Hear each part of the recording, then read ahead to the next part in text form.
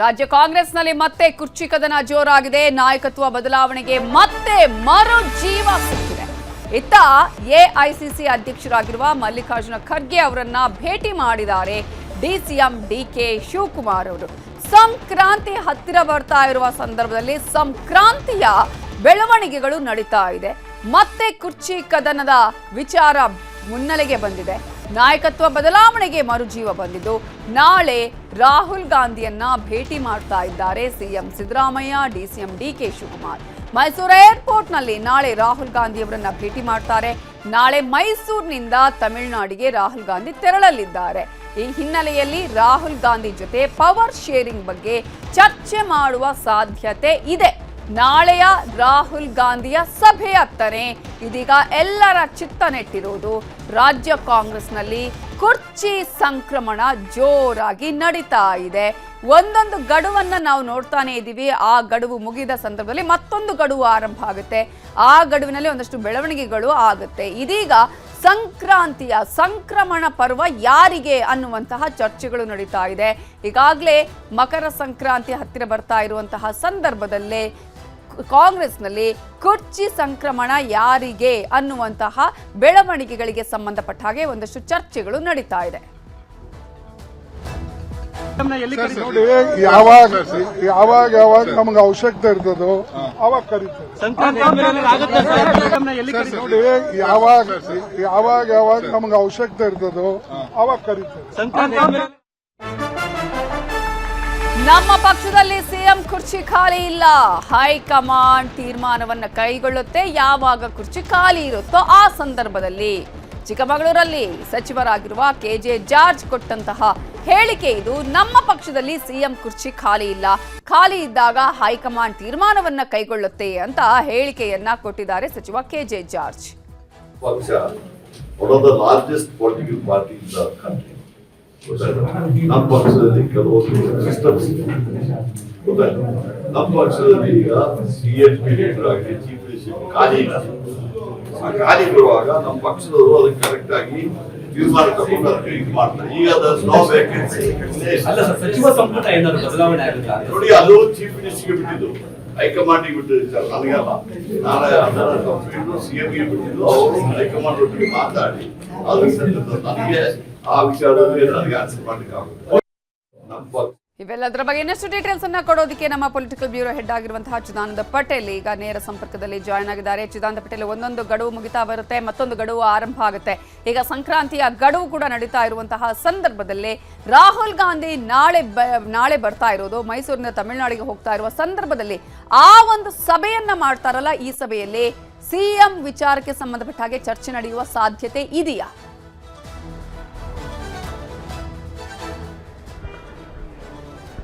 ನವಿತಾ ಜೈನ್, ಮಹತ್ತರ ಬೆಳವಣಿಗೆಯೊಂದರ ಹಿನ್ನೆಲೆಯಲ್ಲಿ ಲೋಕಸಭೆಯ ವಿಪಕ್ಷ ನಾಯಕ ಮತ್ತು ಕಾಂಗ್ರೆಸ್ನ ಅಧಿನಾಯಕ ರಾಹುಲ್ ಗಾಂಧಿ ಅವರು ನಾಳೆ ಮೈಸೂರಿಗೆ ಆಗಮಿಸುತ್ತಿರ್ತಕ್ಕಂಥದ್ದು. ನಾಳೆ ಮಧ್ಯಾಹ್ನ ದೆಹಲಿಯಿಂದ ವಿಶೇಷ ವಿಮಾನದ ಮುಖಾಂತರ ಮೈಸೂರಿನ ವಿಮಾನ ನಿಲ್ದಾಣಕ್ಕೆ ಆಗಮಿಸುತ್ತಿರ್ತಕ್ಕಂಥ ರಾಹುಲ್ ಗಾಂಧಿ ಅವರು ಬಳಿಕ ತಮಿಳುನಾಡಿನ ಗೂಡ್ಲೂರಿಗೆ ಕಾರ್ಯಕ್ರಮವೊಂದಕ್ಕೆ ತೆರಳುತ್ತಿದ್ದಾರೆ. ಇದಕ್ಕೂ ಮೊದಲು ಮೈಸೂರಿನ ವಿಮಾನ ನಿಲ್ದಾಣಕ್ಕೆ ಆಗಮಿಸುವ ಸಂದರ್ಭದಲ್ಲಿ ಮುಖ್ಯಮಂತ್ರಿ ಸಿದ್ದರಾಮಯ್ಯ ಮತ್ತು ಉಪಮುಖ್ಯಮಂತ್ರಿ ಡಿಕೆ ಶಿವಕುಮಾರ್ ಅವರು ರಾಹುಲ್ ಗಾಂಧಿ ಅವರನ್ನ ಸ್ವಾಗತವನ್ನ ಮಾಡ್ತಿರ್ತಕ್ಕಂಥದ್ದು. ಕಳೆದ 3 ತಿಂಗಳಲ್ಲೂ ಕೂಡ ರಾಹುಲ್ ಗಾಂಧಿ ಅವರಿಗೆ ಅಪಾಯಿಂಟ್ಮೆಂಟ್ಗಾಗಿ ಕಾಯ್ತಿದ್ದಂತ ಡಿಕೆ ಶಿವಕುಮಾರ್ ಅವರಿಗೆ ಕೊನೆಗೂ ಕೂಡ ನಾಳೆ ರಾಹುಲ್ ಗಾಂಧಿ ಅವರು ಮುಖಾಮುಖಿ ಆಗ್ತಿರ್ತಕ್ಕಂಥದ್ದು ವಿಶೇಷ ಅಂತಲೇ ಹೇಳಲಾಗ್ತಿದೆ. ನಾಳೆ ಮಧ್ಯಾಹ್ನ 1 ಗಂಟೆಗೆ ರಾಹುಲ್ ಗಾಂಧಿ ಅವರನ್ನ ಭೇಟಿಯ ಕಾರಣಕ್ಕಾಗಿ ಮುಖ್ಯಮಂತ್ರಿ ಸಿದ್ದರಾಮಯ್ಯನವರು ಬೆಂಗಳೂರಿನಿಂದ 1 ಗಂಟೆಗೆ ವಿಶೇಷ ವಿಮಾನದ ಮೂಲಕ ನಾಳೆ ಮೈಸೂರಿಗೆ ತೆರಳುತ್ತಿದ್ದಾರೆ. ನಾಳೆ ಮಧ್ಯಾಹ್ನ ರಾಹುಲ್ ಗಾಂಧಿ ಅವರು ಆಗಮಿಸುತ್ತಿರ್ತಕ್ಕಂಥದ್ದು. ಪ್ರಮುಖವಾಗಿ ಈಗಾಗಲೇ ಮುಖ್ಯಮಂತ್ರಿ ಸಿದ್ದರಾಮಯ್ಯನವರು ಸಂಪುಟ ಪುನಾರಚನೆ ಸಂದರ್ಭ ರಾಹುಲ್ ಗಾಂಧಿ ಅವರನ್ನ ಭೇಟಿ ಆಗ್ತೀನಿ ಅಂತ ಈಗಾಗಲೇ ಹೇಳಿಕೆಯನ್ನು ಕೂಡ ಕೊಟ್ಟಿದ್ರು. ಈ ಎಲ್ಲದರ ನಡುವೆ ಕೂಡ ಪವರ್ ಶೇರಿಂಗ್ ಗೊಂದಲಕ್ಕೆ ಇತ್ಯರ್ಥಕ್ಕೆ ಡಿಕೆ ಶಿವಕುಮಾರ್ ಕೂಡ ಆಗ್ರಹಿಸಿರ್ತಕ್ಕಂಥದ್ದು. ಇವತ್ತು ಕೂಡ ಎಐಸಿಸಿ ಅಧ್ಯಕ್ಷ ಮಲ್ಲಿಕಾರ್ಜುನ ಖರ್ಗೆ ಅವರ ಜೊತೆ 1 ಗಂಟೆಗೂ ಹೆಚ್ಚು ಸಮಯ ಡಿಕೆ ಶಿವಕುಮಾರ್ ಅವರು ಬೆಂಗಳೂರಿನ ಸದಾಶಿವನಗರದ ನಿವಾಸದಲ್ಲಿ ಮಾತುಕತೆ ಮಾಡಿ ಚರ್ಚೆ ನಡೆಸಿ ನಂತರ ಅವರ ಜೊತೆಗೆ ಒಟ್ಟಾಗಿ ಕಾರ್ನಲ್ಲಿ ತೆರಳಿದ್ರು ಮತ್ತು ಒಟ್ಟಾಗಿ ಮುಖ್ಯಮಂತ್ರಿ ಮತ್ತು ಎಐಸಿಸಿ ಅಧ್ಯಕ್ಷರು ಹಾಗೂ ಉಪಮುಖ್ಯಮಂತ್ರಿಗಳು ಇದೀಗ ಕಲಬುರಗಿಗೆ ತೆರಳಿರತಕ್ಕಂಥದ್ದು. ಅಲ್ಲದೆ ರಾಹುಲ್ ಗಾಂಧಿ ಅವರನ್ನ ಭೇಟಿ ಮಾಡಲಿಕ್ಕೆ ನಿರ್ಧರಿಸಿದ ಮುಖ್ಯಮಂತ್ರಿ ಸಿದ್ದರಾಮಯ್ಯ ಅವರು 13 ಅಥವಾ 14ನೇ ತಾರೀಕು ದೆಹಲಿಗೆ ಹೋಗುವ ಸಂದರ್ಭ ಇತ್ತು. ಇದಕ್ಕೂ ಮುಂಚಿತವಾಗಿ ಇದೀಗ ರಾಹುಲ್ ಗಾಂಧಿ ಅವರನ್ನ ನಾಳೆ ಮೈಸೂರಿನ ವಿಮಾನ ನಿಲ್ದಾಣದಲ್ಲಿ ಭೇಟಿ ಭೇಟಿ ಆಗ್ತಿರ್ತಕ್ಕಂಥದ್ದು. ನಾಳೆ ಮೈಸೂರು ವಿಮಾನ ನಿಲ್ದಾಣದಲ್ಲಿ ಸುಮಾರು 10 ನಿಮಿಷಕ್ಕೂ ಹೆಚ್ಚು ಸಮಯ ಇರತಕ್ಕಂಥ ರಾಹುಲ್ ಗಾಂಧಿ ಅವರನ್ನ ಇದೇ ಸಂದರ್ಭದಲ್ಲಿ ಸಂಪುಟ ಪುನಾರಚನೆ ವಿಚಾರ, ಪವರ್ ಶೇರಿಂಗ್ ಗೊಂದಲ ಮತ್ತು ಜಾತಿ ಸಮೀಕ್ಷೆ ಹಾಗೂ ಮನ್ರೇಗಾ ಹೋರಾಟ, ಸ್ಥಳೀಯ ಸಂಸ್ಥೆ ಚುನಾವಣೆಗಳು, ಜಿಬಿಎ ಚುನಾವಣೆ, ಪ್ರಸಕ್ತ ಕರ್ನಾಟಕದ ರಾಜಕೀಯ ವಿದ್ಯಮಾನಗಳ ಬಗ್ಗೆ ಮುಖ್ಯಮಂತ್ರಿ ಸಿದ್ದರಾಮಯ್ಯ ಅವರು ಚರ್ಚೆ ನಡೆಸಲಿದ್ದಾರೆ ಅಂತ ಹೇಳಲಾಗ್ತಿದೆ. ಮುಖ್ಯಮಂತ್ರಿ ಮತ್ತು ಉಪಮುಖ್ಯಮಂತ್ರಿಗಳು ಒಟ್ಟಾಗಿ ರಾಹುಲ್ ಗಾಂಧಿ ಅವರಿಗೆ ಏನು ಮೈಸೂರಿಗೆ ಬಂದ ಕೂಡಲೇ ಸ್ವಾಗತವನ್ನು ಕೋರಲಿರ್ತಕ್ಕಂಥದ್ದು. ಹಾಗಾಗಿ ಉಭಯ ನಾಯಕರು ಕೂಡ ರಾಹುಲ್ ಗಾಂಧಿ ಜೊತೆ ಪ್ರಸಕ್ತ ಕರ್ನಾಟಕ ರಾಜಕೀಯದ ಸರ್ಕಾರದ ಮತ್ತು ಪವರ್ ಶೇರಿಂಗ್ನ ವಿದ್ಯಮಾನಗಳ ಬಗ್ಗೆ ಚರ್ಚೆ ನಡೆಸುವ ಸಾಧ್ಯತೆ ಇದೆ ಎಂಬ ಮಾತು ಕೂಡ ಕೇಳಿ ಬರ್ತಿರ್ತಕ್ಕಂಥದ್ದು. ಕಳೆದ 3 ತಿಂಗಳಿಂದಲೂ ಕೂಡ ರಾಹುಲ್ ಗಾಂಧಿ ಅವರ ಭೇಟಿಗಾಗಿ ಕಾಯ್ತಿದ್ದಂತ ಡಿ.ಕೆ. ಶಿವಕುಮಾರ್ ಅವರು ನಾಳೆ ರಾಹುಲ್ ಗಾಂಧಿ ಅವರನ್ನ ಭೇಟಿ ಮಾಡಿ ಮುಖಾಮುಖಿ ಆಗ್ತಿರ್ತಕ್ಕಂಥದ್ದು. ನಾಳೆ ತಮಿಳುನಾಡಿಗೂ ತೆರಳುವ ಮುನ್ನ ರಾಹುಲ್ ಗಾಂಧಿ ಅವರು ಮುಖ್ಯಮಂತ್ರಿ ಮತ್ತು ಉಪಮುಖ್ಯಮಂತ್ರಿ ಜೊತೆ ಔಪಚಾರಿಕವಾಗಿ ಸುಮಾರು 5 ರಿಂದ 10 ನಿಮಿಷ ಚರ್ಚೆ ನಡೆಸಲಿದ್ದಾರೆ ಅಂತ ಹೇಳಲಾಗ್ತದೆ. ಈ ಸಂದರ್ಭದಲ್ಲಿ ಮುಖ್ಯಮಂತ್ರಿ ಸಿದ್ದರಾಮಯ್ಯ ಅವರು ರಾಹುಲ್ ಗಾಂಧಿ ಅವರು ಹೇಳಿದಂತೆ ಸಂಪುಟ ಪುನಾರಚನೆಗೆ ಅನುಮತಿಯನ್ನು ಕೇಳಲಿದ್ದಾರೆ ಅಂತ ಹೇಳಲಾಗ್ತದೆ. ಒಂದು ವೇಳೆ ರಾಹುಲ್ ಗಾಂಧಿ ಅವರ ಅನುಮತಿಯನ್ನು ಕೊಟ್ಟರೆ ಈ ತಿಂಗಳ ಅಂತ್ಯದೊಳಗಡೆ ಸಂಪುಟ ಪುನಾರಚನೆ ನಡೆಸುವ ಸಾಧ್ಯತೆ ಇರತಕ್ಕಂಥದ್ದು. ಈಗಾಗಲೇ ಮುಖ್ಯಮಂತ್ರಿ ಸಿದ್ದರಾಮಯ್ಯ ಅವರು ಬಜೆಟ್ ಮಂಡನೆಗೆ ಕೂಡ ಸಿದ್ಧತೆಯನ್ನು ಮಾಡಿಕೊಂಡಿರ್ತಕ್ಕಂಥದ್ದು. ಎಲ್ಲ ಸಿದ್ಧತೆ ನಡುವೆ ಕೂಡ ಪವರ್ ಶೇರಿಂಗ್ ಇತ್ಯರ್ಥವನ್ನು ಮಾಡಬೇಕಂತೇಳಿ ಡಿ.ಕೆ. ಶಿವಕುಮಾರ್ ಮತ್ತು ಅವರ ಬಣದವರು ಇದೀಗ ಪರೋಕ್ಷವಾಗಿ ಆಗ್ರಹವನ್ನು ಮಾಡಿರ್ತಕ್ಕಂಥದ್ದು. ಅಲ್ಲದೆ ಎಐಸಿಸಿ ಅಧ್ಯಕ್ಷ ಮಲ್ಲಿಕಾರ್ಜುನ್ ಖರ್ಗೆ ಬಳಿ ಕೂಡ ಡಿ.ಕೆ. ಶಿವಕುಮಾರ್ ಅವರು ಬೇಡಿಕೆಯನ್ನು ಇಟ್ಟಿರ್ತಕ್ಕಂಥದ್ದು. ಈ ಎಲ್ಲದರ ನಡುವೆ ಕೂಡ ನಾಳೆ ರಾಹುಲ್ ಗಾಂಧಿ ಅವರನ್ನ ಭೇಟಿ ಆಗ್ತಿರ್ತಕ್ಕಂಥದ್ದು. ಹಾಗಾಗಿ ನಾಳೆ ರಾಹುಲ್ ಗಾಂಧಿ ಅವರನ್ನ ಭೇಟಿಯ ಸಂದರ್ಭದಲ್ಲಿ ಕರ್ನಾಟಕದ ವಿದ್ಯಮಾನಗಳು, ಸಂಪುಟ ಪುನರ್ರಚನೆ ಮತ್ತು ಪವರ್ ಶೇರಿಂಗ್ ಸಂಬಂಧಪಟ್ಟಕ್ಕೆ ಚರ್ಚೆ ನಡೆಸುತ್ತಿರ್ತಕ್ಕಂಥದ್ದು. ಒಂದು ವೇಳೆ ಚರ್ಚೆ ಅಪೂರ್ಣ ಆದರೆ ಬಹುತೇಕ ರಾಹುಲ್ ಗಾಂಧಿ ಅವರು ಮುಖ್ಯಮಂತ್ರಿ ಮತ್ತು ಉಪಮುಖ್ಯಮಂತ್ರಿಯವರನ್ನ ಮತ್ತೆ ದೆಹಲಿಗೆ ಕರೆಸಿಕೊಳ್ಳುವ ಸಾಧ್ಯತೆ ಇರತಕ್ಕಂಥದ್ದು. ಒಟ್ಟಾರೆ ಎಲ್ಲೊಂದು ಕಡೆ ರಾಹುಲ್ ಗಾಂಧಿ ಅವರನ್ನ ಭೇಟಿಯಾಗಬೇಕಂತೇಳಿ ಕಾಯ್ತಿದ್ದಂತ ಒಂದ್ ಕಡೆ ಮುಖ್ಯಮಂತ್ರಿಗಳು, ಮತ್ತೊಂದು ಕಡೆ ಡಿ.ಕೆ. ಶಿವಕುಮಾರ್ ಅವರು ಇಬ್ಬರಿಗೂ ಕೂಡ ಇವತ್ತು ನಾಳೆ ಉಭಯ ನಾಯಕರುಗಳು ರಾಹುಲ್ ಗಾಂಧಿ ಅವರನ್ನ ಭೇಟಿ ಆಗ್ತಿರ್ತಕ್ಕಂಥ ಆ ಮುಖಾಂತರ ಎಲ್ಲೊಂದು ಕಡೆ ಕರ್ನಾಟಕದಲ್ಲಿ ಇದ್ದಿರ್ತಕ್ಕಂಥ ಪವರ್ ಶೇರಿಂಗ್ ವಿಚಾರ ಮತ್ತು ಇನ್ನಿತರ ರಾಜಕೀಯ ವಿದ್ಯಮಾನಗಳಿಗೆ ತೆರೆ ಬೀಳುತ್ತೆ ಎಂಬ ಕುತೂಹಲ ಕೂಡ ಎಡೆ ಮಾಡಿಕೊಟ್ಟಿರ್ತಕ್ಕಂಥದ್ದು. ನವಿತಾ ಜೈನ್. ಪಟೇಲ್ರೆ, ಈಗ ಈ 2 ಬಾರಿ ಹೋದಂತ ಸಂದರ್ಭದಲ್ಲೂ ಕೂಡ ಡಿ.ಕೆ. ಶಿವಕುಮಾರ್ ಅವರಿಗೆ ಭೇಟಿ ಆಗೋದಕ್ಕೆ ಅವಕಾಶ ಸಿಕ್ಕಿರಲಿಲ್ಲ. ಇಂತಹ ಸಂದರ್ಭದಲ್ಲಿ ಇದೀಗ ಮತ್ತಷ್ಟು ಬೆಳವಣಿಗೆಗಳು ಅವರು ಬರ್ತಾರೆ ಅನ್ನುವಂತಹ ಸಂದರ್ಭದಲ್ಲೇ ಮತ್ತಷ್ಟು ರೀತಿಯಂತಹ ಅವರವರ ಆಪ್ತರ ನಡುವಿನ ಬೆಳವಣಿಗೆಗಳು ನಡೀತಾ ಇರುವ ಸಂದರ್ಭದಲ್ಲಿ ಆ 10 ನಿಮಿಷ ಅವರಿಗೆ ಏನು ಭೇಟಿಗೆ ಟೈಮ್ ಕೊಡ್ತಾರೆ, ಆ ಸಂದರ್ಭದಲ್ಲಿ ಇವೆಲ್ಲವೂ ಕೂಡ ಅಂದ್ರೆ ಸಿದ್ದರಾಮಯ್ಯ ಅವರಾಗಿರ್ಬೋದು ಅಥವಾ ಡಿ.ಕೆ. ಶಿವಕುಮಾರ್ ಅವರು ಕುರ್ಚಿಯ ವಿಚಾರಕ್ಕೆ ಸಂಬಂಧಪಟ್ಟ ಹಾಗೆ ಒಂದಷ್ಟು ಒತ್ತು ಕೊಡುವ ಸಾಧ್ಯತೆಗಳು ಇದೆಯಾ ಅಂತ?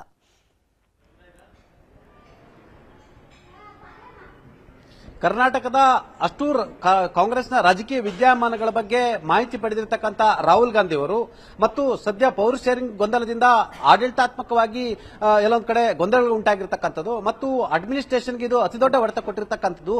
ಹಾಗಾಗಿ ಪವರ್ ಶೇರಿಂಗ್ ವಿಚಾರವನ್ನ ಗೊಂದಲಕ್ಕೆ ಮೊದಲು ತೆರೆ ಎಳೆಯುವ ಸಾಧ್ಯತೆ ಇದೆ ಅಂತ ಹೇಳಲಾಗ್ತಿದೆ. ಈಗಾಗಲೇ ಎಲ್ಲೊಂದು ಕಡೆ 2.5 ವರ್ಷ ಬಳಿಕ ಅನೇಕ ಸಚಿವರನ್ನ ಎಲ್ಲೊಂದು ಕಡೆ ಕಳಂಕಿತರು, ಆರೋಪ ಹೊತ್ತವರು ಮತ್ತು ತಮ್ಮ ಇಲಾಖೆಯಲ್ಲಿ ಸರಿಯಾಗಿ ಕಾರ್ಯವೈಖರಿ ನಡೆಸದಲ್ಲಿರ್ತಕ್ಕಂಥವರು ಮತ್ತು ಈಗಾಗಲೇ ಅವಕಾಶ ಕೊಟ್ಟಿರ್ತಕ್ಕಂಥವರಿಗೆ ಎಲ್ಲೊಂದು ಕಡೆ ಸುಮಾರು 10 ರಿಂದ 15 ಜನರು ಹಿರಿಯ ಸಚಿವರು ಸೇರಿದಂತೆ ಅನೇಕರನ್ನ ಸಂಪುಟದ ಕೈಬಿಟ್ಟು ಜಾತಿವಾರು, ಪ್ರಾದೇಶಿಕವಾರು ಮತ್ತು ಸಾಮಾಜಿಕವಾರು, ಜಿಲ್ಲಾವಾರು ನೂತನವಾಗಿ ಸಚಿವರನ್ನ ಮಾಡಬೇಕೆಂಬ ಆಕಾಂಕ್ಷೆ ಹೊಂದಿರತಕ್ಕಂಥ ಮುಖ್ಯಮಂತ್ರಿ ಸಿದ್ದರಾಮಯ್ಯ ಅವರು ರಾಹುಲ್ ಗಾಂಧಿ ಅವರ ಮುಂದೆ ಬೇಡಿಕೆ ಇಡುವ ಸಾಧ್ಯತೆ ಇರತಕ್ಕಂಥದ್ದು. ಸ್ವತಃ ಮುಖ್ಯಮಂತ್ರಿಯೇ ಹೇಳುವಂತೆ ರಾಹುಲ್ ಗಾಂಧಿ ಅವರು ಎಲ್ಲೊಂದು ಕಡೆ ಸಂಪುಟ ಪುನರ್ರಚನೆಗೆ ಕಳೆದ 3 ತಿಂಗಳ ಹಿಂದ್ಗಡೆ ಗ್ರೀನ್ ಸಿಗ್ನಲ್ ಕೊಟ್ಟಿದ್ರು. ಆದ್ರೆ 2.5 ವರ್ಷ ಆಗಲಿ ಅಂತೇಳಿ ನಾನೇ ಹೇಳಿದ್ದೆ. ಹಾಗಾಗಿ ರಾಹುಲ್ ಗಾಂಧಿ ಅವರು ಹೇಳಿದಂತೆ ಸಂಪುಟ ಪುನರ್ರಚನೆಗೆ ಮತ್ತೆ ಅನುಮತಿಯನ್ನು ಕೋರ್ತೀನಿ ಅಂತೇಳಿ ಮುಖ್ಯಮಂತ್ರಿ ಈಗಾಗಲೇ ಸ್ಪಷ್ಟಪಡಿಸಿರ್ತಕ್ಕಂಥದ್ದು. ಹಾಗಾಗಿ ಪವರ್ ಶೇರಿಂಗ್ ವಿಚಾರ ಮತ್ತು ಸಂಪುಟ ಪುನಾರಚನೆ ವಿಚಾರ ಈ 2 ವಿಚಾರ ಸಂಬಂಧಪಟ್ಟಕ್ಕೆ ಗೊಂದಲಕ್ಕೆ ನಾಳೆ ತೆರೆ ಎಳಿತಾರೆ ಎಂಬುದು ಕೂಡ ಸದ್ಯದ ಕುತೂಹಲ. ಅಥವಾ ಕೇವಲ 10 ನಿಮಿಷದ ಭೇಟಿಯಾಗಿದ್ದರಿಂದ ಅಷ್ಟು ವಿಚಾರಗಳನ್ನ ಚರ್ಚೆ ಮಾಡಲಿಕ್ಕೆ ಸಾಧ್ಯ ಆಗದ ಕಾರಣಕ್ಕಾಗಿ ಇಬ್ಬರು ನಾಯಕರನ್ನ ಸದ್ಯದಲ್ಲೇ ದೆಹಲಿಗೆ ಬುಲಾವ್ ನೀಡುವ ಸಾಧ್ಯತೆಯನ್ನು ಕೂಡ ತಳ್ಳಿ ಹಾಕುವಂತಿಲ್ಲ. ಒಟ್ಟಾರೆ ನಾಳೆ ವಿಶೇಷ ವಿಮಾನದ ಮುಖಾಂತರ ಮೈಸೂರಿಗೆ ಆಗಮಿಸುತ್ತಿರ್ತಕ್ಕಂಥ ರಾಹುಲ್ ಗಾಂಧಿ ಅವರು ಮೈಸೂರಿನಿಂದ ಹೆಲಿಕಾಪ್ಟರ್ ಮುಖಾಂತರ ತಮಿಳುನಾಡಿನ ಗೂಡ್ಲೂರಿಗೆ ತೆರಳುತ್ತಿರ್ತಕ್ಕಂಥದ್ದು. ಈ ಸಂದರ್ಭದಲ್ಲೇ ಉಭಯ ನಾಯಕರನ್ನ ಭೇಟಿ ಮಾಡ್ತಿರ್ತಕ್ಕಂಥದ್ದು. ನವಿತಾ ಜೈನ್, ರಾಹುಲ್ ಗಾಂಧಿ ಅವರನ್ನ ಅನೇಕ ದಿನಗಳ ಬಳಿಕ ಭೇಟಿಯಾಗ್ತಿರೋದ್ರಿಂದ ಕರ್ನಾಟಕ ರಾಜ್ಯದಲ್ಲಿ ಇದ್ದಿರತಕ್ಕಂಥ ಪವರ್ ಶೇರಿಂಗ್ ಗದ್ದಲ ಮತ್ತು ಸಂಪುಟ ಪುನರ್ರಚನೆ ವಿಚಾರ ಸಂಬಂಧಪಟ್ಟಕ್ಕೆ ಬಹುತೇಕವಾಗಿ ಚರ್ಚೆ ನಡೆಯುವ ಸಾಧ್ಯತೆಯನ್ನು ಕೂಡ ತಳ್ಳಿ ಹಾಕುವಂತಿಲ್ಲ. ನವಿತಾ ಜೈನ್. ಥ್ಯಾಂಕ್ ಯು ಚಿದಾನಂದ್ ಪಟೇಲ್ ಡೀಟೇಲ್ಸ್ಗೆ. ಕೊನೆಗೂ ಸುದೀಪ್ ಸರ್ ಅಂದ ನಟ ಯಶ್. ಬಗೆಹರಿಯಿತು 7 ವರ್ಷಗಳಿಂದ ಇದ್ದಂತಹ ಆ ಹಿಂದಿನ ವಿವಾದ. ಧನ್ಯವಾದಗಳು ಸರ್ ಅಂತ ಯಶ್ ಪ್ರತಿಕ್ರಿಯೆ ಕೊಟ್ಟಿದ್ದು, ಟಾಕ್ಸಿಕ್ ಟೀಸರ್ಗೆ ಮೆಚ್ಚುಗೆಯನ್ನ ವ್ಯಕ್ತಪಡಿಸಿದ್ರು ಕಿಚ್ಚ. ಸೊ ಕಿಚ್ಚನ ಮೆಚ್ಚುಗೆಗೆ ಯಶ್ ಈ ಸಂದರ್ಭದಲ್ಲಿ ಕೊಟ್ಟಂತಹ ಒಂದು ಥ್ಯಾಂಕ್ಸ್ ನ ವಿಚಾರ, ಅದರಲ್ಲೂ ಕೂಡ ಅವರು ಬಳಕೆ ಮಾಡಿದಂತಹ ಪದ ಸರ್, ಥ್ಯಾಂಕ್ಸ್ ಸರ್ ಅಂತ ಹೇಳಿ ಯಶ್ ಬರೆದುಕೊಂಡಿರೋದು ನಿಮ್ಮಂತಹ ಹಿರಿಯರಿಂದಲೇ ಕಲಿತೆ ಅಂತ ಹೇಳಿ ಟ್ವೀಟ್ ಅನ್ನ ಮಾಡಿರೋದು. ಇದೀಗ ಎಲ್ಲ ಹಿಂದಿನ ಕಹಿ ನೆನಪುಗಳು ಅಥವಾ ವಿವಾದ ಇವೆಲ್ಲವೂ ಕೂಡ ಬಗೆಹರಿದಿದೆ.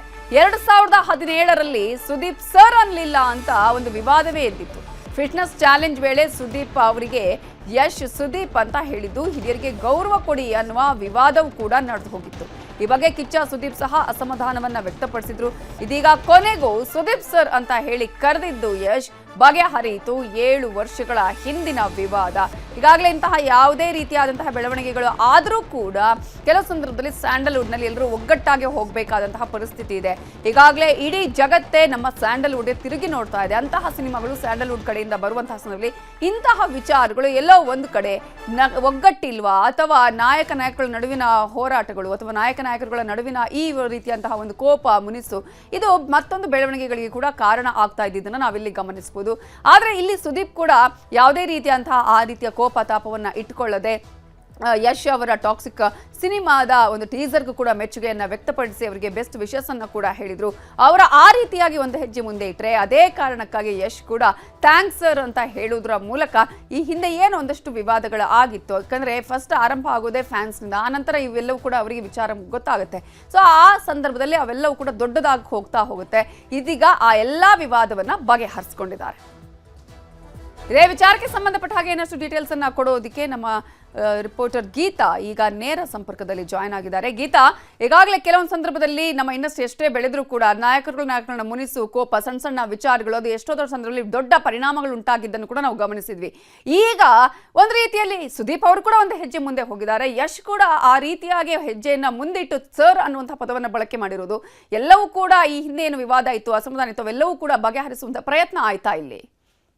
ಖಂಡಿತ ನವಿತಾ, ಯಾಕಂತ ಹೇಳಿದ್ರೆ ಇಲ್ಲಿ ಸ್ಟಾರ್ ವಾರ್ ಅನ್ನುವಂಥದ್ದು ಯಾರ ನಡುವೆನೂ ಇಲ್ಲ. ಯಾಕಂದ್ರೆ ಎಲ್ಲರೂ ಕೂಡ ಒಬ್ರಿಗೊಬ್ರು ಒಳ್ಳೆಯ ಗೆಳೆತನದಿಂದಲೇ ಇರ್ತಾರೆ. ಒಬ್ಬೊಬ್ಬರ ಸಿನಿಮಾಗಳಿಗೂ ಕೂಡ ಶುಭಾಶಯವನ್ನ ಹಂಚ್ಕೊಳ್ತಾನೆ ಇರ್ತಾರೆ. ಅದರಲ್ಲೂ ಇತ್ತೀಚಿನ ದಿನದಲ್ಲಂತೂ ಸೋಷಿಯಲ್ ಮೀಡಿಯಾ ಬಂದ ಮೇಲೆ ಪ್ರತಿಯೊಂದು ವಿಚಾರನೂ ಕೂಡ ಎಲ್ಲ ವಿಚಾರಗಳಿಗೂ ಕೂಡ ತಾಳೆ ಹಾಕುತ್ತೆ. ಅಂದ್ರೆ ಯಾವತ್ತೋ ನಡೆದಿದ್ದಂತಹ ವಿಷಯ ಇವತ್ತಿಗೆ ಬೆಳಕಿಗೆ ಬರುತ್ತೆ, ಯಾವತ್ತೋ ಅಂದಿದಂತಹ ಮಾತು ಇವತ್ತು ಸೋಷಿಯಲ್ ಮೀಡಿಯಾದಲ್ಲಿ ಚರ್ಚೆ ಆಗುತ್ತೆ.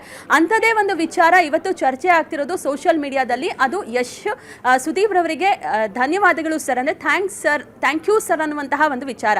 7 ವರ್ಷದಿಂದ ಒಂದು ಫಿಟ್ನೆಸ್ ಚಾಲೆಂಜ್ ಅನ್ನುವಂಥದ್ದು ನಡೀತಾ ಇರುತ್ತೆ. ಅಂದರೆ ಸೋಷಿಯಲ್ ಮೀಡಿಯಾದಲ್ಲಿ ಇದು ರಿತೇಶ್ ದೇಶ್ಮುಖ್ ಆಗಿರಬಹುದು, ಸುದೀಪ್ ಅವರು, ಪವರ್ ಸ್ಟಾರ್ ಪುನೀತ್ ರಾಜ್ಕುಮಾರ್ ಅವರು, ಯಶ್ ಅವರು, ಸೊ ಎಲ್ಲರೂ ಕೂಡ ಈ ಒಂದು ಫಿಟ್ನೆಸ್ ಚಾಲೆಂಜ್ಗೆ ಬರ್ತಾರೆ. ಆ ಒಂದು ಸಂದರ್ಭದಲ್ಲಿ ಯಶ್ ಸುದೀಪ್ ಅವ್ರಿಗೆ ಒಂದು ಫಿಟ್ನೆಸ್ ಚಾಲೆಂಜನ್ನು ಹಾಕ್ತಾರೆ ಒಂದು ವಿಡಿಯೋವನ್ನು ಮಾಡೋ ಮೂಲಕ. ಸೊ ಆವಾಗ ಹಾಯ್ ಸುದೀಪ್ ಅನ್ನುವಂತಹ ಮಾತನ್ನು ಹೇಳ್ತಾರೆ ಯಶ್.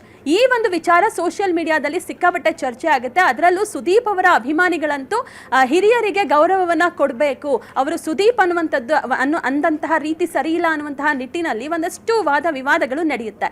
ಬಟ್ ಸುದೀಪ್ ಅವರು ಎಲ್ಲೋ ಒಂದು ರೀತಿ ಸೈಲೆಂಟ್ ಆಗಿರ್ತಾರೆ. ಬಟ್ ಆ ನಂತರದಲ್ಲಿ ಅವರು ಪ್ರತಿಕ್ರಿಯೆಯನ್ನು ಕೂಡ ಕೊಡ್ತಾರೆ. ಆದರೆ ಇದಕ್ಕೆ ವಿರುದ್ಧವಾಗಿ ಯಶ್ ಅವರು ಏನು ಮಾಡ್ತಾರೆ, ನನಗೆ ಅವರನ್ನು ಸರ್ ಅಂತ ಕರೆದಿದ್ದ ಕೂಡಲೇ ಗೌರವ ಕಡಿಮೆ ಆಗೋದಿಲ್ಲ, ಗೌರವ ಅನ್ನೋದು ನನ್ನ ಮನಸ್ಸಿನಲ್ಲಿದೆ, ಈ ಒಂದು ವಿವಾದವನ್ನು ಇಲ್ಲಿಗೆ ಬಿಡಿ ಅನ್ನುವಂತಹ ಒಂದು ಸ್ಟೇಟಸನ್ನು ಹಾಕೊಳ್ತಾರೆ. ಸೋಷಿಯಲ್ ಮೀಡಿಯಾದಲ್ಲಿ ಅದನ್ನು ಪೋಸ್ಟ್ ಕೂಡ ಮಾಡ್ತಾರೆ. ಅದಾದ ನಂತರ ಈಗ ಟಾಕ್ಸಿಕ್ ಅಬ್ಬರ ಎಲ್ಲ ಕಡೆನೂ ಕೂಡ ಜೋರಾಗಿದೆ. ಆ ಒಂದು ಟೀಸರ್ಗೆ ಬಾಲಿವುಡ್ ಮಂದಿಯಿಂದ ಹಿಡಿದು ಸ್ಯಾಂಡಲ್ವುಡ್ನ ಎಲ್ಲ ನಟರು ಕೂಡ ಶುಭಾಶಯವನ್ನು ತಿಳಿಸ್ತಾರೆ. ಯಶ್ ಅವರ ಹುಟ್ಟುಹಬ್ಬದ ದಿನ ರಿಲೀಸ್ ಆಗಿದ್ದಂತಹ ಒಂದು ಟೀಸರ್ಗೆ ಈ ಒಂದು ಸಂದರ್ಭದಲ್ಲಿ ಸುದೀಪ್ ಅವರು ಕೂಡ ಯಶ್ ಅವರಿಗೆ ಶುಭಾಶಯವನ್ನು ತಿಳಿಸ್ತಾರೆ. ಈಗ ಎಲ್ಲರಿಗೂ ಕೂಡ ಯಶ್ ಒಂದು ಧನ್ಯವಾದವನ್ನು ತಿಳಿಸುವಂತಹ ಸಂದರ್ಭದಲ್ಲಿ ಧನ್ಯವಾದಗಳು ಸರ್ ಅನ್ನುವಂತಹ ಮಾತನ್ನ ಹೇಳಿರೋದು. 7 ವರ್ಷದ ಹಳೆಯ ಏನು ಒಂದಿತ್ತು ವಿವಾದ, ಅಂದ್ರೆ ಟಾಕ್ ವಾರ್ ಅನ್ನೋದು ಏನಿತ್ತು ಅದಕ್ಕೆ ತೆರೆ ಎಳೀತು ಅನ್ನುವಂತಹ ಒಂದು ಸೋಷಿಯಲ್ ಮೀಡಿಯಾದಲ್ಲಿ ಚರ್ಚೆ ಸುಖಾಂತ್ಯವನ್ನ ಕಂಡಿದೆ ಅಂತಾನೆ ಹೇಳ್ಬೋದಾಗಿದೆ. ನವಿತಾ, ಥ್ಯಾಂಕ್ ಯು ಗೀತಾ ಡೀಟೇಲ್ಸ್ಗೆ. 466 ಗ್ರಾಂ ಚಿನ್ನಾಭರಣ ಯಾರದ್ದು? ರಾಜಮನೆತನದ, ಗಂಗವ್ವ ಕುಟುಂಬದ?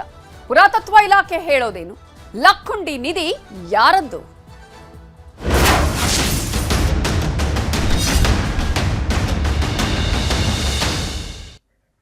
ಗದಗ ಜಿಲ್ಲೆಯ ಲಕ್ಕುಂಡಿಯಲ್ಲಿ ನಿಧಿ ಪತ್ತೆ ಪ್ರಕರಣಕ್ಕೆ ಸಂಬಂಧಪಟ್ಟ ಹಾಗೆ ಲಕ್ಕುಂಡಿಗೆ ಪುರಾತತ್ವ ಇಲಾಖೆಯ ಅಧಿಕಾರಿಗಳು ಭೇಟಿ ಕೊಟ್ಟಿದ್ದಾರೆ. ಪುರಾತತ್ವ ಇಲಾಖೆ ನಿರ್ದೇಶಕ ಶೇಜೇಶ್ವರ ಭೇಟಿಯನ್ನ ಕೊಟ್ಟು ಪರಿಶೀಲನೆಯನ್ನ ಮಾಡಿದ್ದಾರೆ.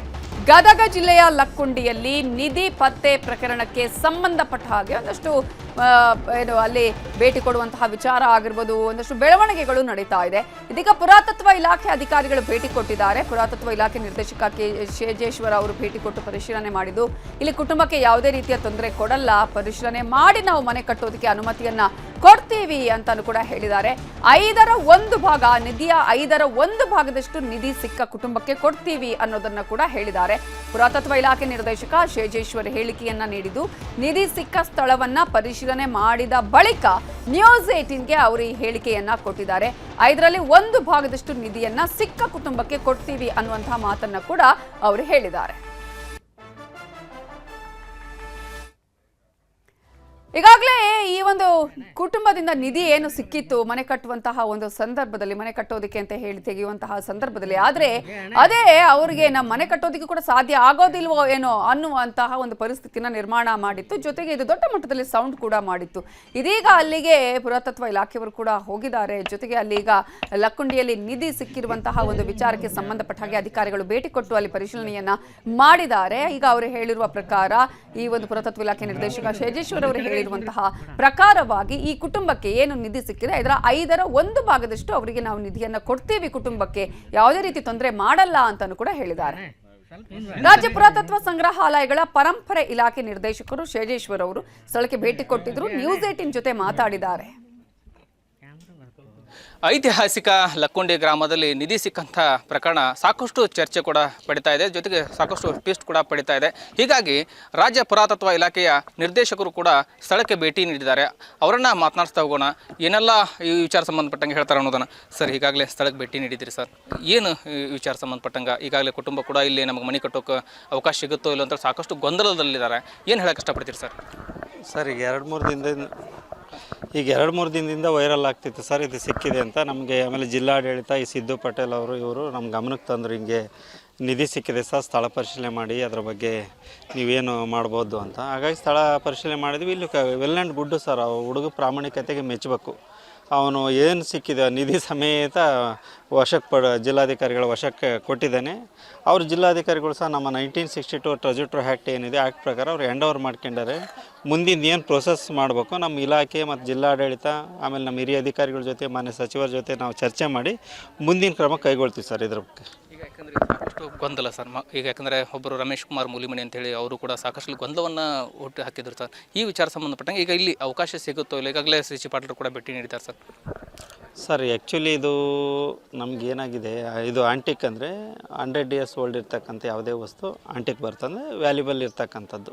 10 ರೂಪಾಯಿಗಿಂತ ಮೇಲಿದಿರೋದು ವ್ಯಾಲ್ಯೂಬಲ್ ಇರ್ತದೆ. ಇದು ಭೂಮಿ ಒಳಗೆ ಸಿಕ್ಕಿರ್ತಕ್ಕಂಥದ್ದು.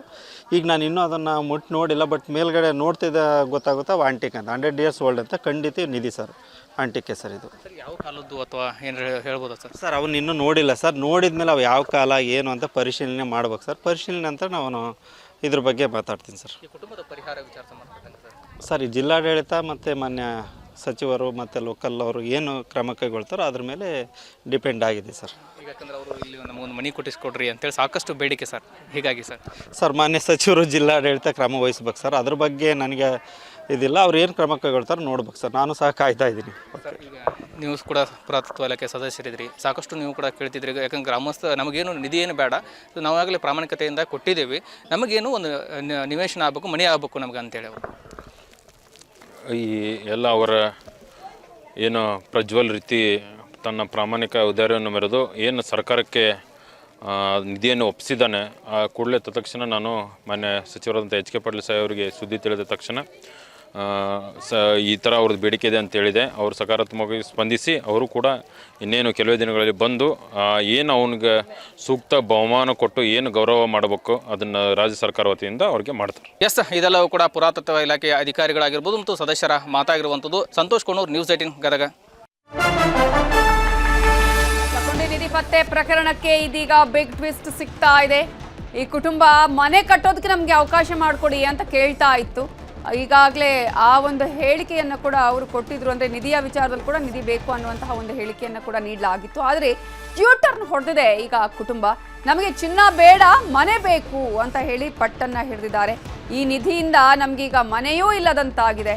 ಕೂಲಿ ಮಾಡಿದ್ರೆ ಮಾತ್ರ ನನ್ನ ಮಗನ ಊಟ, ಮನೆ ಕಟ್ಟಿಸಿ ಮಗನಿಗೆ ಸರ್ಕಾರಿ ನೌಕರಿ ಕೊಡಿ ಅಂತ ಹೇಳಿ ಮನವಿಯನ್ನ ಈಗ ಮಾಡ್ತಾ ಇದ್ದಾರೆ. ಈಗ ಈ ಒಂದು ಕುಟುಂಬ ಯೂಟರ್ನ್ ಅನ್ನ ಹೊಡೆದಿದ್ದು ನಮಗೆ ಈ ನಿಧಿಯಿಂದಾಗಿ ಮನೆಯೂ ಇಲ್ಲದಂತಾಗಿದೆ ಅಂತ ಹೇಳ್ತಾ ಇದ್ದಾರೆ. ಚಿನ್ನ ಬೇಡ, ನಮಗೆ ಒಂದು ಮನೆ ಕಟ್ಟಿಸ್ಕೊಡಿ ಮತ್ತು ಹಾಗೆಯೇ ಮಗನಿಗೆ ಒಂದು ಸರ್ಕಾರಿ ನೌಕರಿ ಕೊಡಿ ಅಂತ ಕೇಳ್ತಾ ಇದ್ದಾರೆ.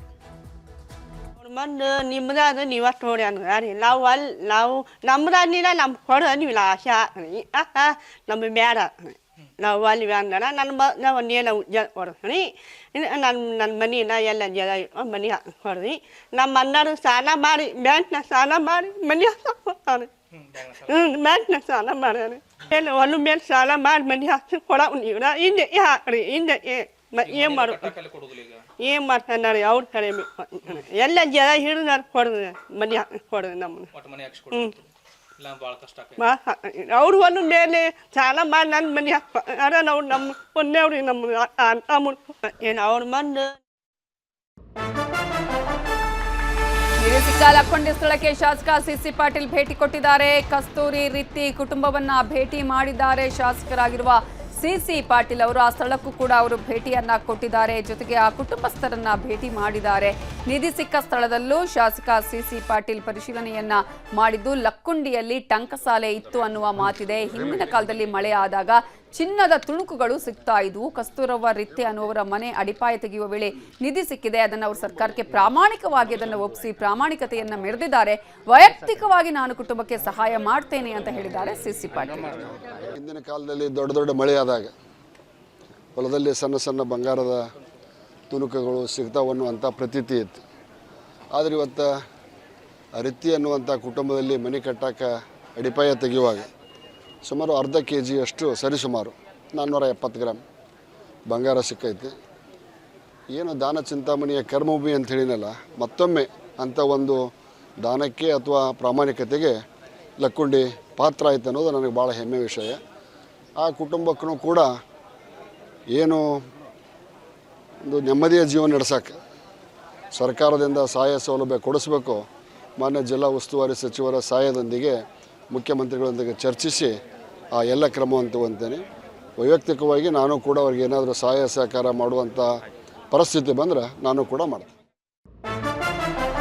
ಲಕ್ಕುಂಡಿ ಗ್ರಾಮಕ್ಕೆ ಗದಗ ಡಿಸಿ ಶ್ರೀಧರ್ ಭೇಟಿಯನ್ನ ಈಗ ಕೊಟ್ಟಿದ್ದು ನಿಧಿ ಸಿಕ್ಕ ಸ್ಥಳದಲ್ಲಿದ್ದಾರೆ. ಜಿಲ್ಲಾಧಿಕಾರಿಗಳಾಗಿರುವ ಶ್ರೀಧರ್ ಅವರು ಪರಿಶೀಲನೆಯನ್ನ ಮಾಡಿದ್ದಾರೆ. ಕಸ್ತೂರಿ ರಿತ್ತಿ ಕುಟುಂಬದವರನ್ನು ಭೇಟಿ ಮಾಡಿ ಚರ್ಚೆಯನ್ನ ಮಾಡಿದ್ದಾರೆ. ಈಗ ಆ ಗ್ರಾಮಕ್ಕೆ ಆ ಸ್ಥಳಕ್ಕೆ ಜಿಲ್ಲಾಧಿಕಾರಿಗಳು ಭೇಟಿ ಕೊಟ್ಟಿದ್ದಾರೆ. ಅಷ್ಟು ಮಾತ್ರ ಅಲ್ಲ, ಆ ಜಾಗವನ್ನ ಪರಿಶೀಲನೆ ಮಾಡಿದ್ದು, ಕಸ್ತೂರಿ ರಿತ್ತಿ ಕುಟುಂಬದವರನ್ನ ಭೇಟಿ ಮಾಡಿ ಚರ್ಚೆ ಮಾಡಿದ್ದು, ಕಾನೂನಿನ ಅಡಿಯಲ್ಲಿ ಕುಟುಂಬಕ್ಕೆ ಸಿಗುವ ಪರಿಹಾರ ಸಿಗುತ್ತೆ ಅಂತ ಗದಗ ಜಿಲ್ಲಾಧಿಕಾರಿ ಶ್ರೀಧರ್ ಹೇಳಿಕೆಯನ್ನ ಕೊಟ್ಟಿದ್ದಾರೆ. ಅಭಿಪ್ರಾಯಕ್ಕೆ ಏನು ಮಾಡೋಕ್ಕಾಗಲ್ಲ. ನಿಮ್ಮ ಅಭಿಪ್ರಾಯಕ್ಕೆ ನಾವೇನು ನಮ್ಮ ಅಭಿಪ್ರಾಯ ಆರೋಪ ಮಾಡ್ತಾ ಇದ್ದಾರೆ. ನೀವಂತೂ ಇದುವರೆಗೆ ಭೇಟಿ ಕೊಟ್ಟಿಲ್ಲ, ಜಿಲ್ಲಾಡಳಿತದಿಂದ ಯಾವುದೇ ಅಧಿಕೃತವಾಗಿ ನಮ್ಗೆ ಏನು ಭರವಸೆ ಕೊಟ್ಟಿಲ್ಲ ಅಂತ ಹೇಳ್ತಾ ಇದ್ದಾರೆ ಸರ್. ಭರವಸೆ ಕೊಡ್ತೀವಿ ಅಂತ ಹೇಳಿಲ್ಲಪ್ಪ. ಕಾನೂನಲ್ಲಿ ಏನೇನು ಅವಕಾಶ ಇದೆ ಅದೆಲ್ಲ ಅವ್ರಿಗೆ ತಲುಪಿಸಕ್ಕೆ ದಾರಿ ಮಾಡ್ತೀವಿ. ಕಾನೂನಲ್ಲಿ ಆಕ್ಟ್ ಇದೆ, ಆ್ಯಕ್ಟಲ್ಲಿ ಏನೇನು ಅವಕಾಶ ಇದೆ. ಈಗ ಅವ್ರು ಯಾರೋ ನಿಧಿ ಅಲ್ಲ ಅಂತ ಬೇರೆ ಗೊಂದಲ ಹಬ್ಬಿಸಿದ್ದಾರೆ. ಈಗ ಆ ವ್ಯಕ್ತಿಯಿಂದನೇ ಅದಕ್ಕೆ ಸ್ಪಷ್ಟೀಕರಣ ಕೊಡೋಕ್ಕೆ ಅಂತ ಕರೆದಿದ್ದೀವಿ. ಸ್ಪಷ್ಟೀಕರಣ ಬಂದ ಮೇಲೆ ಕಾನೂನಲ್ಲಿ ಏನೇನು ಅವಕಾಶ ಇದೆ, ಯಾರೀಗ ಪ್ರಾಮಾಣಿಕವಾಗಿ ಸರ್ಕಾರಕ್ಕೆ ತಂದು ಕೊಟ್ಟಿದ್ದಾರೆ ಅವ್ರನ್ನ ಅಲ್ಗಳೆಯೋಕ್ಕೆ ಸಾಧ್ಯನೇ ಇಲ್ಲ. ಆ ಪ್ರಾಮಾಣಿಕತೆಗೆ ಸರ್ಕಾರದಲ್ಲಿ ಆಲ್ರೆಡಿ ಕಾನೂನಲ್ಲಿ ಸಾಕಷ್ಟು ಅವಕಾಶ ಕೊಟ್ಟಿದ್ದಾವೆ. ಅದನ್ನು ಅವ್ರಿಗೆ ತಲುಪಿಸೋಕೆ ನಾವು ಕ್ರಮ ತಗೊಳ್ತೀವಿ. ಇಲ್ಲಿ ಮನಿ ಬೇಡ, ನಮಗೆ ಬೇರೆ ಕಡೆ ಮನಿ ಮಾಡಿಕೊಡ್ಬೇಕಂತೇಳಿ, ಇಲ್ಲಿ ನಿಧಿ ಸಿಕ್ಕಿದ ಜಾಗ ನಿಧಿನೂ ಬೇಡ, ನಮಗೆ ಈ ಸ್ಥಳನೂ ಬೇಡ, ಬೇರೆ ಕಡೆ ಅದು ಕಾನೂನಲ್ಲಿ ಏನೇ ಅವಕಾಶ ಇದೆ ಅದೆಲ್ಲ ಮಾಡ್ತೀವಿ. That land will be acquired. Acquisition ಬೇಡ, ಜಾಗ ಬೇಕು ಅಂತ ಹೇಳಿದ್ರೆ ಅದ್ರ ಬಗ್ಗೆ ಸರ್ಕಾರ ಜೊತೆ ವ್ಯವಹಾರ ಮಾಡೋರು ಜಾಗ ಕೊಡ್ಸೋಕೆ ದಾರಿ ಮಾಡ್ತೀವಿ. ಕುಟುಂಬಕ್ಕೆ ಕೊಡಬೇಕು ಅನ್ನುವಂಥದ್ದೇನು ಕಾನೂನು ಇದೆ ಸರ್. ಅದು ನಾನು ನೋಡ್ಬೇಕಪ್ಪ. ಅಲ್ಲ, ನೀವು ರೂಲ್ಸ್ ಕೈಗೆ ತೋರಿಸಿದ್ರೆ ಹೇಳಬಲ್ಲೆ ನಾನು. ರೂಲ್ಸಲ್ಲಿ ಏನಿದೆ ಅದನ್ನು ನೋಡ್ಕೊಂಡು ಅದರಂತೆ. ಭೂಮಿಯೊಳಗೆ ಏನೇ ಬೆಲೆ ಬಾಳುವ ವಸ್ತು ಸಿಕ್ಕರೂ ಕೂಡ ಅದು ನಿಧಿ. ಚಿನ್ನದ ನಾಣ್ಯ, ಬಂಗಾರ ಏನೇ ಸಿಕ್ಕರೂ ಅದನ್ನ ನಿಧಿ ಅಂತ ಹೇಳಿ ಪರಿಗಣನೆ ಮಾಡಲಾಗುತ್ತೆ ಅಂತ ಹೇಳಿ ಮೈಸೂರಲ್ಲಿ ಇತಿಹಾಸ ತಜ್ಞ ಡಾಕ್ಟರ್ ಶೆಲ್ವ ಪಿಳ್ಳೈ ಅಯ್ಯಂಗಾರ್ ಹೇಳಿಕೆಯನ್ನ ಕೊಟ್ಟಿದ್ದಾರೆ. ಚಿನ್ನದ ನಾಣ್ಯ ಅಥವಾ ಬಂಗಾರ ಏನೇ ಸಿಗ್ಲಿ ಅದನ್ನ ನಿಧಿ ಅಂತ ಹೇಳಿ ಪರಿಗಣನೆಗೆ ತೆಗೆದುಕೊಳ್ಳಲಾಗುತ್ತೆ. ಲಕ್ಕುಂಡಿಯಲ್ಲಿ ಸಿಕ್ಕಿರುವ ಚಿನ್ನದ ನಿಧಿಯನ್ನು ನಾನು ನೋಡಿದ್ದೇನೆ. ಸಿಕ್ಕ ನಿಧಿಯ ಬಗ್ಗೆ ಸಂಬಂಧಪಟ್ಟಂತಹ ಇಲಾಖೆ ಪರಿಶೀಲನೆಯನ್ನ ಮಾಡುತ್ತೆ. ನಿಧಿ ಸಿಕ್ಕ ಸುತ್ತಮುತ್ತ 300 ಮೀಟರ್ ಪರಿಶೀಲನೆಯನ್ನ ಮಾಡಲಾಗತ್ತೆ. ಈಗಾಗಲೇ ಈ ಒಂದು ನಿಧಿಯನ್ನ ಪ್ರಾಮಾಣಿಕವಾಗಿ ಸಿಕ್ಕಂತಹ ಒಂದು ನಿಧಿಯನ್ನ ಹುಡುಗ ತಂದು ಕೊಟ್ಟಿದ್ದಾನೆ, ಆತನಿಗೆ ಸರ್ಕಾರದಿಂದ ಸೂಕ್ತ ಬಹುಮಾನವನ್ನ ಕೊಡಬೇಕು ಅಂತ ಹೇಳಿ ಮೈಸೂರಲ್ಲಿ ಇತಿಹಾಸ ತಜ್ಞರಾಗಿರುವ ಶೆಲ್ವಾ ಪಿಳ್ಳೈ ಅಯ್ಯಂಗಾರ್ ಅವರು ಹೇಳಿಕೆಯನ್ನ ಕೊಟ್ಟಿದ್ದಾರೆ. ಹಾಗಾಗಿ ಭೂಮಿಯ ಅಡಿಯಲ್ಲಿ ಸಿಗುವಂತಹ ಯಾವುದೇ ಚಿನ್ನ ಆಗಿರ್ಬೋದು ಅಥವಾ ಈ ರೀತಿಯಾದಂತಹ ಒಡವೆಗಳು ಇದ್ರೂ ಕೂಡ ಅದು ನಿಧಿ ಅಂತಾನೆ ಪರಿಗಣನೆ ಮಾಡಲಾಗತ್ತೆ ಅಂತ ಹೇಳಿದ್ದಾರೆ. ಈಗ ಚಿನ್ನ ಸಿಕ್ಕಿದೆ ಲಕ್ಕುಂಡಿನಲ್ಲಿ, ಅದು ನಿಧಿನೇ. ಕೆಲವರೆಲ್ಲ ನಿಧಿ ಅಂತಂದರೆ ಚಿನ್ನದ ಆಭರಣಗಳು ಸಿಕ್ಕಬೇಕು ಅಥವಾ ಒಡೆದೋಗಿರೋದು ಸಿಕ್ಕಬಾರ್ದು ಅಥವಾ ಕಾಯಿನ್ ಸಿಕ್ಕಬೇಕು, ಹಾಗೇನಿಲ್ಲ. ಯಾವುದೇ ಮೌಲ್ಯವುಳ್ಳ 10 ರೂಪಾಯಿಗಿಂತ ಅಧಿಕ ಮೌಲ್ಯವುಳ್ಳ ಪದಾರ್ಥಗಳು ಭೂಮಿಯ ಒಳಭಾಗದಲ್ಲಿ ಹೂಳಿದ್ರೆ ಅದನ್ನು ನಿಧಿ ಅಂತ ಪರಿಗಣಿಸಲಾಗುತ್ತೆ. ಇದು 1878ರ ಭಾರತ ನಿಧಿ ಕಾಯ್ದೆ. ಇದು ಪ್ರಾಚೀನ ಚಿನ್ನ, ಇವಾಗಿಟ್ಟಿರೋ ಚಿನ್ನ ಅಂತ ಅವರು ಡಿಸಿಷನ್ಗೆ ಹೇಗೆ ಬಂದರು? ಆಮೇಲೆ ಇವಾಗಿಟ್ಟಿರೋ ಚಿನ್ನ ಆದರೂ ಕೂಡ ನೀವು ಭೂಮಿಯ ಒಳಭಾಗದಲ್ಲಿ ಸಿಕ್ಕಿದ್ರೆ ಅದು ಹೂಳಿದ್ರೆ ಅದು ನಿಧಿ ಕಾಯ್ದೆಗೆ ಬರುತ್ತೆ.